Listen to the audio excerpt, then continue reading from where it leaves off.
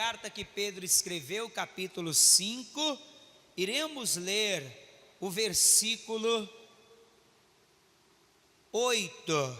Diz assim a palavra de Deus: sede sóbrios, vigiai, porque o diabo, vosso adversário, anda em derredor, rugindo como leão, buscando a quem possa tragar.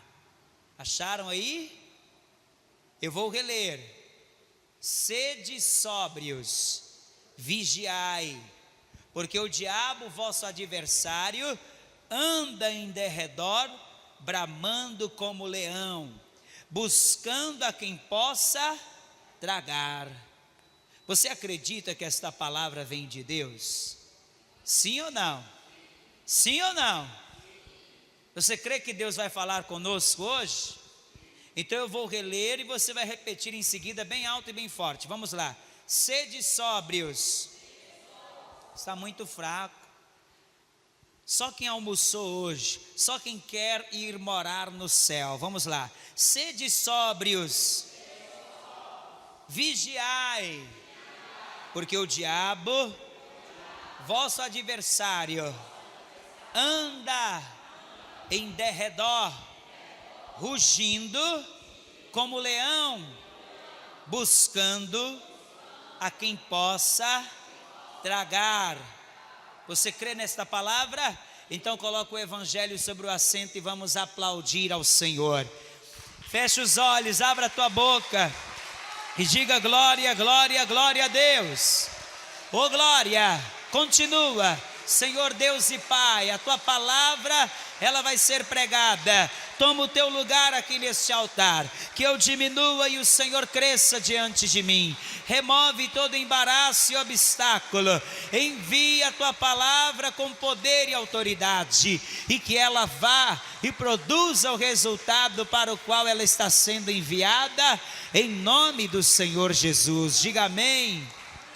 Pode tomar o teu assento, dando glória a Deus. E vamos agora meditar na palavra de Deus, amém? A partir de agora não converse, não caminhe pela igreja durante a pregação do evangelho, não deixa nada tirar a tua atenção. Nós estamos numa batalha, nós estamos numa guerra, e esta luta, esta guerra não é contra pessoas. A nossa luta não é contra seres humanos, mas é contra Satanás e os seus demônios. E aqui na primeira carta que Pedro escreveu, ele nos faz uma advertência, ele faz uma exortação. Pedro, ele nos chama a atenção e diz: sede sóbrios. O que quer dizer ser sóbrio? Uma pessoa sóbria é uma pessoa que está em perfeita consciência. É uma pessoa que está com as suas faculdades mentais totalmente íntegras. É uma pessoa que está consciente. Então a palavra está dizendo que nós devemos ser sóbrios e devemos estar vigilantes. Por quê? Porque o nosso adversário, ele é astuto. O nome diabo vem do grego diabolos, e diabolos significa enganador. Ou seja, Satanás, ele é o mestre na arte do engano. Ele é o mestre na arte do engano. E para que nós venhamos vencer esta batalha, esta guerra, nós precisamos entender como que o inimigo trabalha. Nós precisamos conhecer a forma que o inimigo atua, para que nós não venhamos cair nas suas armadilhas. Você compreende isso, sim ou não? Eu quero mostrar para você nesta noite 3 níveis de atuação do diabo na vida de uma pessoa. 3 níveis. O primeiro nível é a influência. Repete, influência. Repete, influência. O que é que isso quer dizer? Influência é quando o inimigo ele está do lado de fora, ou seja, ele não está dentro da pessoa, mas ele está ali ao derredor e ele fica sussurrando no ouvido, fica sussurrando, sugerindo pensamentos e até mesmo atitudes. Entenda uma coisa, o inimigo,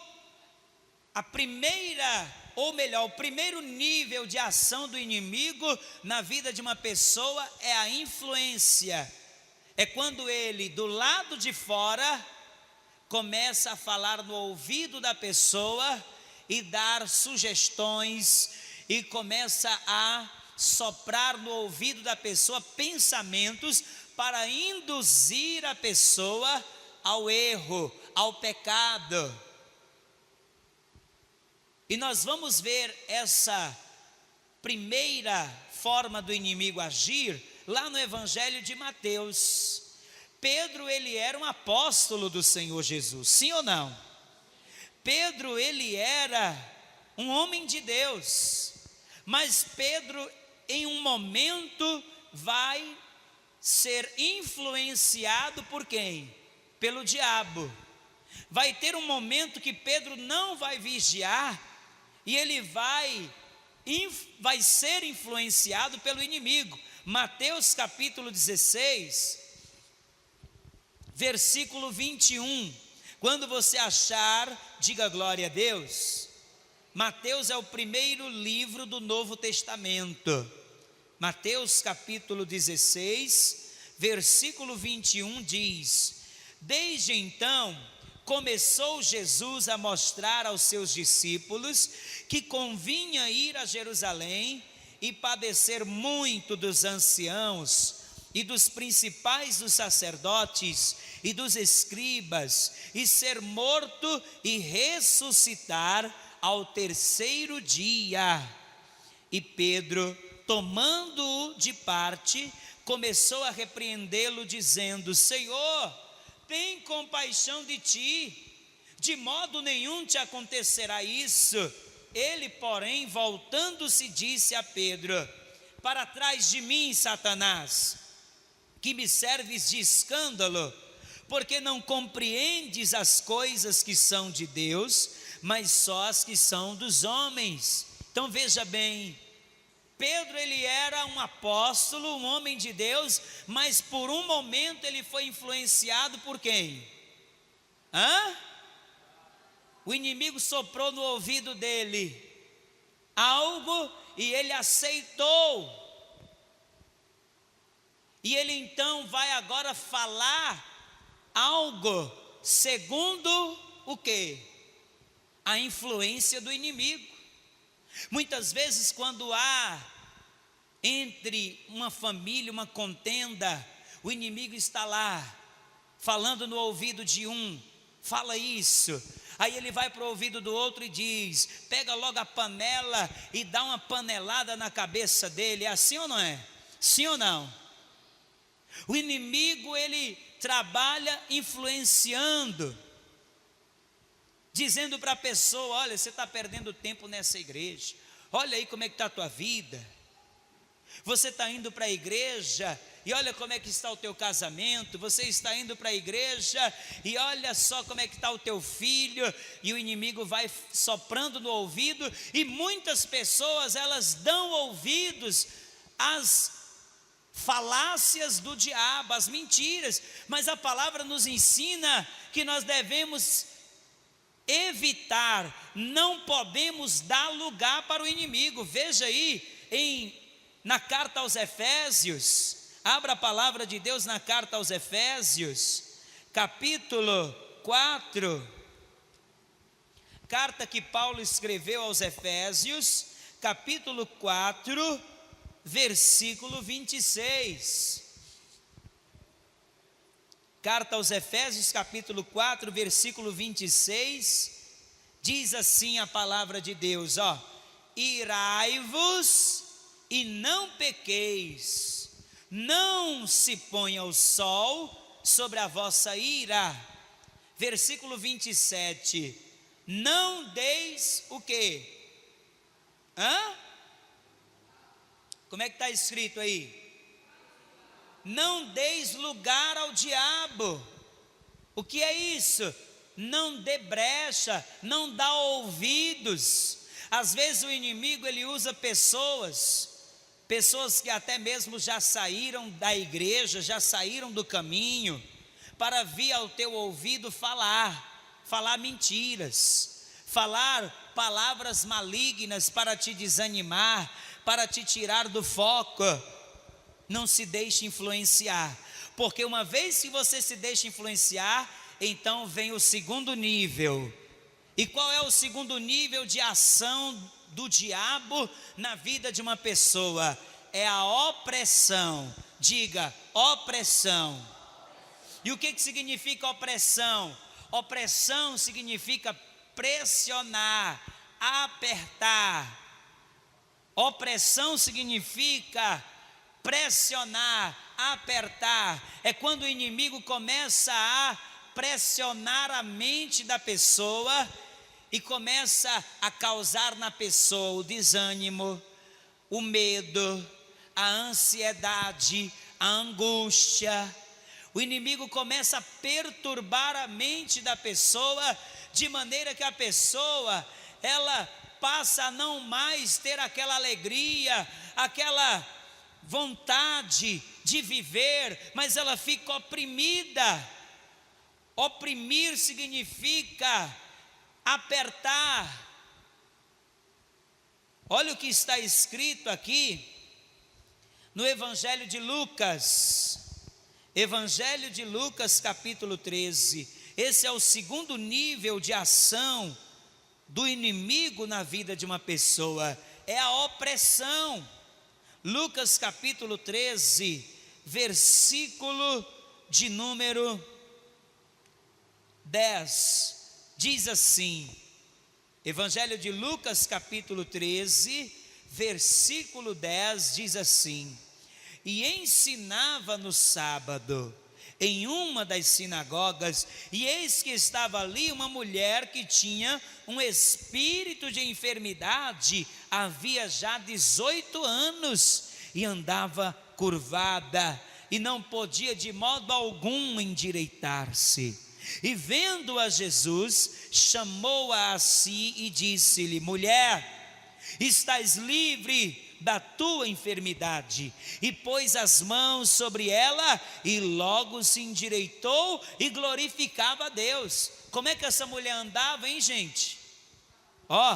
Ela andava encurvada, ela andava de cabeça baixa, porque tinha na coluna dela um espírito de quê? De enfermidade.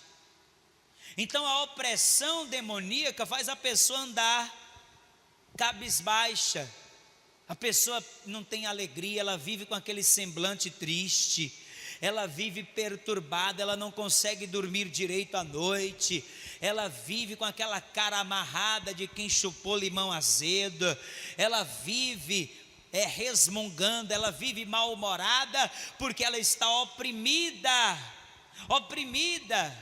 e esse é o segundo nível de ação do inimigo. Porém, existe o terceiro nível, e o terceiro nível é o estágio final, é o pior. É quando o inimigo ele passa a possuir o corpo e a mente da pessoa, de maneira que a pessoa não tem mais controle sobre a sua própria vida, ela não tem mais o domínio sobre a sua vida. Isso está exemplificado aqui no Evangelho de Marcos. Abra no Evangelho de Marcos, capítulo 5, versículo 1.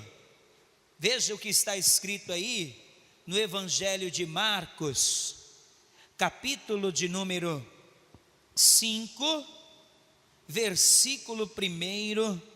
Quando você achar, Diga glória a Deus.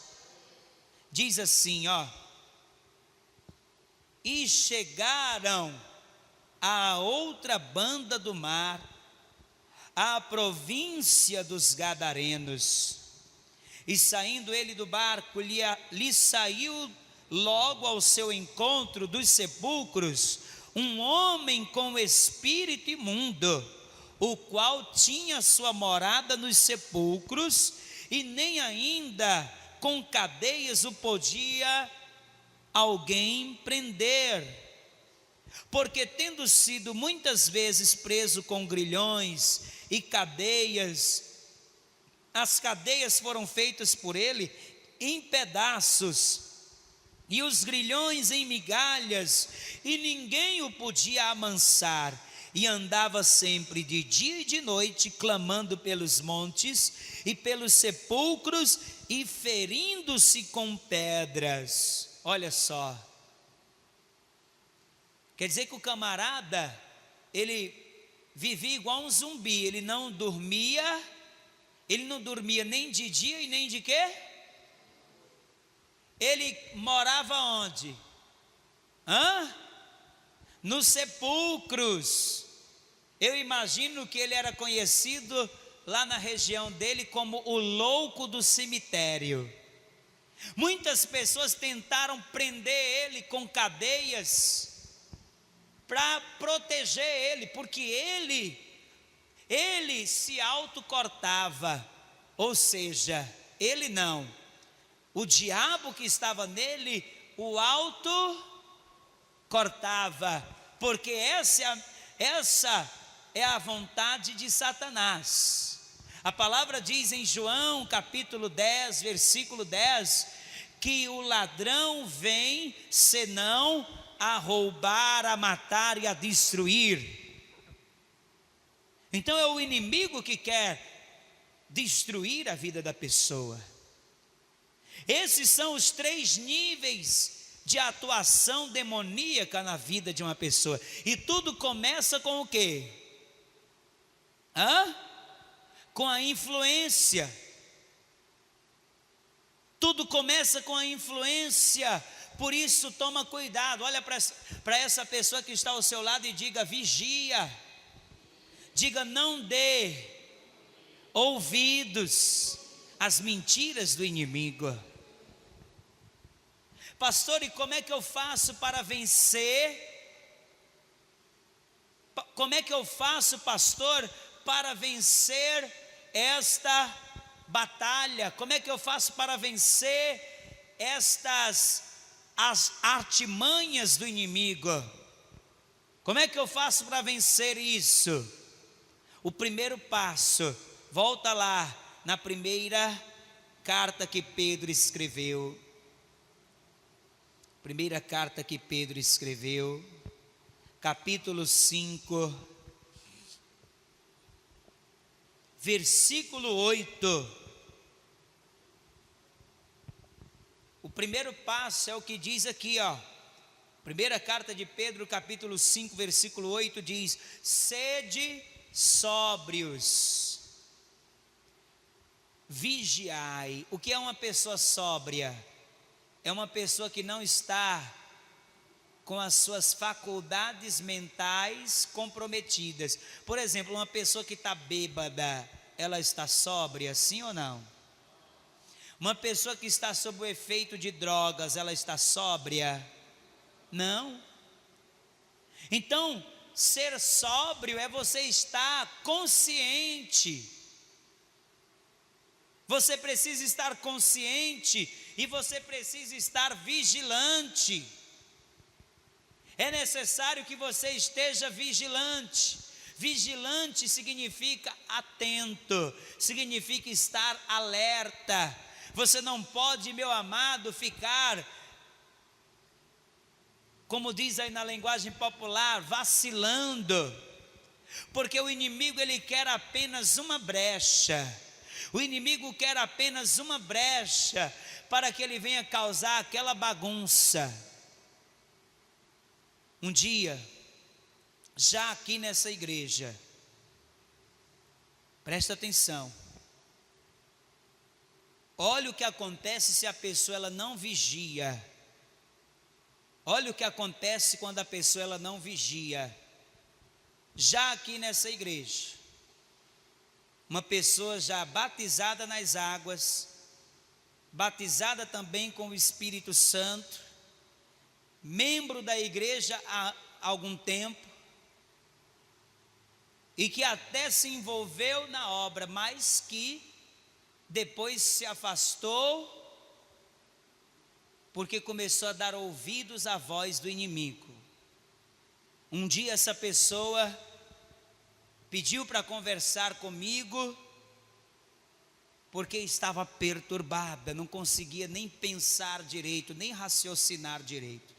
E então eu fiz um gabinete pastoral com essa pessoa, e então eu fui orar por essa pessoa. E quando eu orei, manifestou demônios. Você está entendendo? Sim ou não? Quer dizer, a pessoa, ela recebeu Jesus, se batizou nas águas, e até foi batizada com o Espírito Santo, mas não vigiou, deu ouvidos à voz do inimigo e se afastou do caminho, se esfriou, se afastou da casa do Pai. E quando a pessoa se afasta, aqueles demônios que estavam agindo na vida dela antes, voltam com 7 demônios piores. Entende isso, sim ou não? Então você precisa estar vigiando. Você não pode deixar de vigiar um só momento, porque uma brecha, a pessoa ela pode ter 10 anos de igreja, 15, 20, mas se ela não vigiar, der ouvidos à voz do inimigo, e deixar o inimigo, ele conduzir a vida dela, então ela corre o risco de ser oprimida e até mesmo do inimigo voltar a agir na vida dela. Então o primeiro passo é vigiar. Mas qual é o segundo passo, pastor? O segundo passo é você rejeitar as sugestões do inimigo através da palavra de Deus. Você tem que repreender as sugestões que o inimigo fala no teu ouvido, através de quê, gente? Diga, da palavra. Não foi assim que Jesus fez lá no deserto? Em Mateus capítulo 4, versículo de número 1, diz que Jesus foi levado pelo Espírito Santo ao deserto para ser tentado pelo diabo, e tendo jejuado 40 dias e 40 noites, depois teve fome. E quem que apareceu? Quem que apareceu ali? O diabo. E o que que o diabo vai fazer agora? Ele vai tentar influenciar a quem? Ele vai tentar influenciar a quem? Hein, gente? A Jesus. O diabo vai dizer: tu não é filho de Deus? Transforma essas pedras em pães. Jesus vai aceitar aquela sugestão do inimigo, sim ou não? Jesus vai rejeitar usando a palavra. Ele vai dizer: está escrito, nem só de pão viverá o homem, mas de toda a palavra que sai da boca de Deus. Pode aplaudir. Diga glória a Deus. Ei, você tem que repreender o inimigo usando o quê? Usando a palavra. O inimigo vem até você e diz: você não pode, você não vai conseguir. Aí você tem que dizer: Satanás, está escrito, eu tudo posso naquele que me fortalece. O diabo diz: você é um derrotado, um fracassado. Aí você usa a palavra e diz: Satanás, está escrito que em todas as coisas nós somos mais do que vencedores em Cristo Jesus. O diabo vem e diz: quem é você?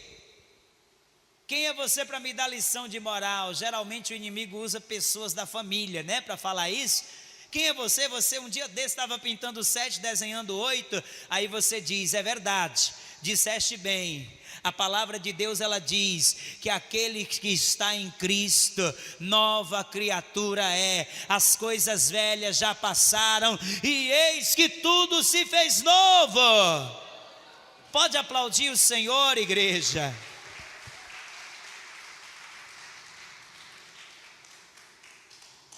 Diga glória a Deus. Então você tem que repreender o inimigo usando o quê? Mas você tem que fazer uma terceira coisa. E está aqui na primeira carta de Pedro, capítulo de número 5, versículo 8.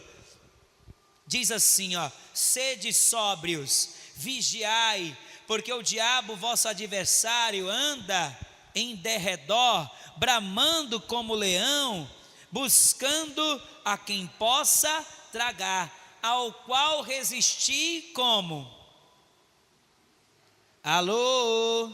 Ao qual resistir firmes, ó, não é para você ceder. Diga para a pessoa que está ao seu lado, diga: não é para ceder. Diga: é para resistir, firme na fé.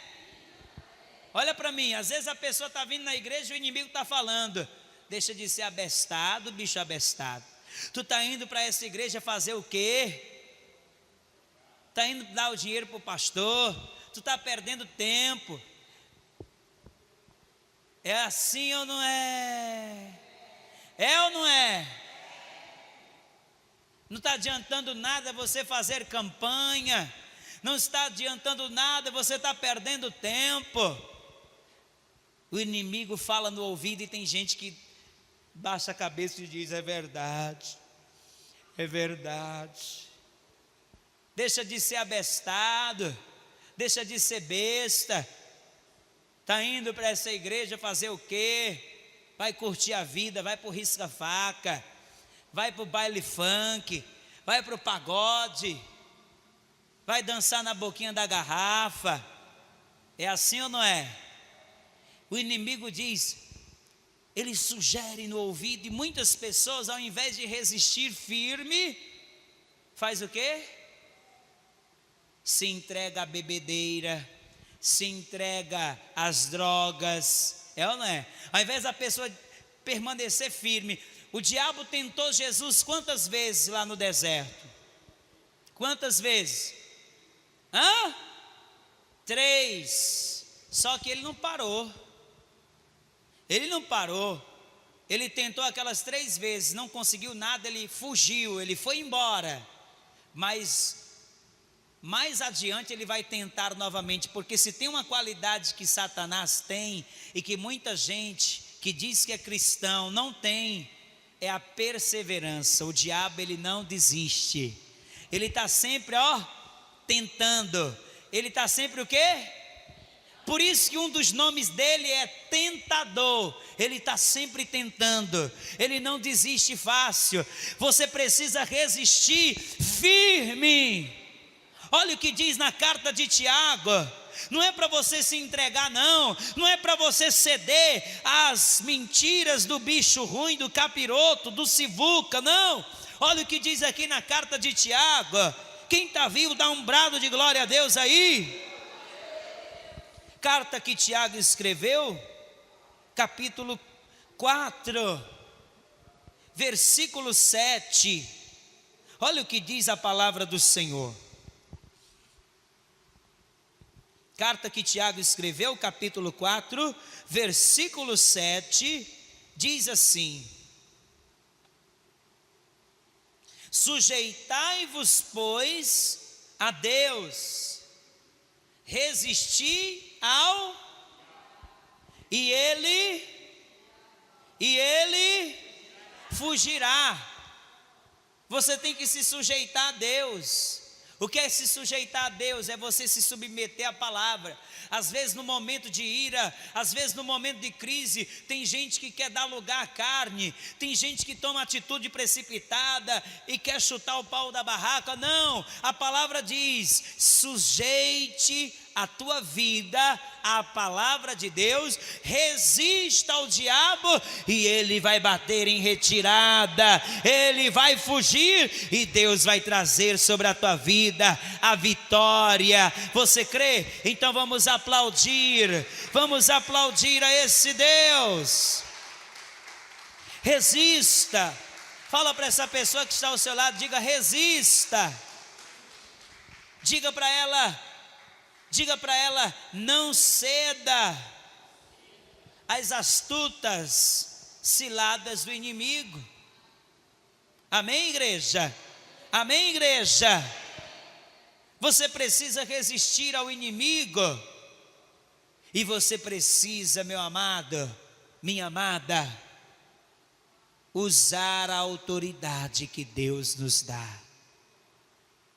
A palavra diz que Deus, Ele nos dá poder e autoridade. Vai comigo no Evangelho de Lucas, capítulo 10. Nós já vamos encerrar esta mensagem. Lucas capítulo 10. Oh glória, diga glória a Deus. Evangelho de Lucas, capítulo de número 10, versículo 19. Não é para você ficar com medo do capiroto. Tem gente que tem um medo, né?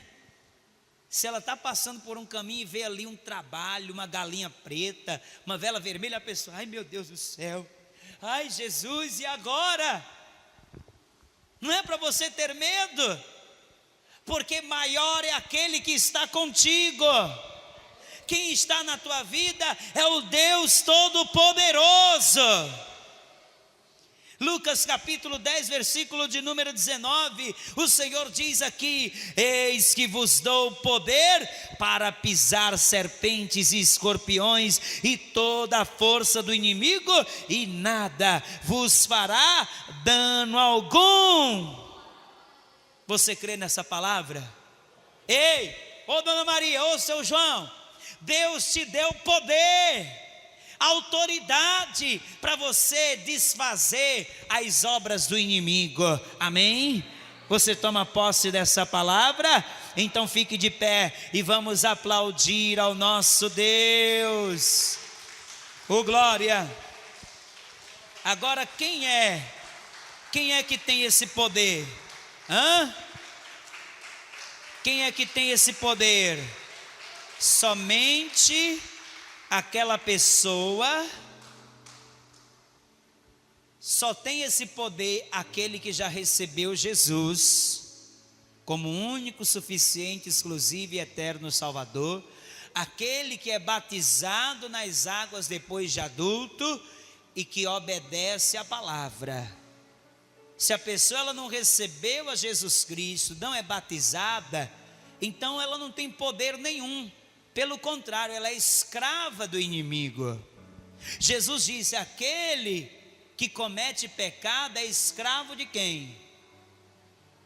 Talvez você chegou aqui e você tem passado por algum desses níveis de ação do maligno na tua vida. Talvez você tenha sido oprimido pelo inimigo. Você tem sido oprimida. Ou talvez você tenha sido possuído. O inimigo muitas vezes se manifesta na tua vida quando você está na tua casa e te faz quebrar tudo dentro de casa. Hoje Deus ele quer te libertar. Só tem uma pessoa que pode te libertar. A palavra diz: se o Filho vos libertar, verdadeiramente sereis livres. Quem é esse Filho? É o Senhor Jesus Cristo. Então você que ainda não recebeu a Jesus Cristo como único, suficiente, exclusivo e eterno Senhor e Salvador, e quer recebê-lo hoje, levanta a sua mão direita agora.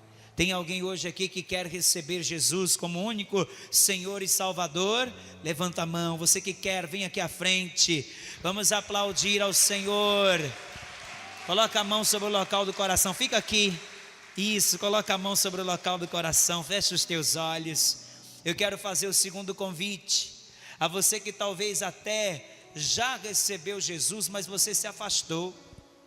Você estava na casa do Pai, mas você começou a dar ouvidos à influência do inimigo.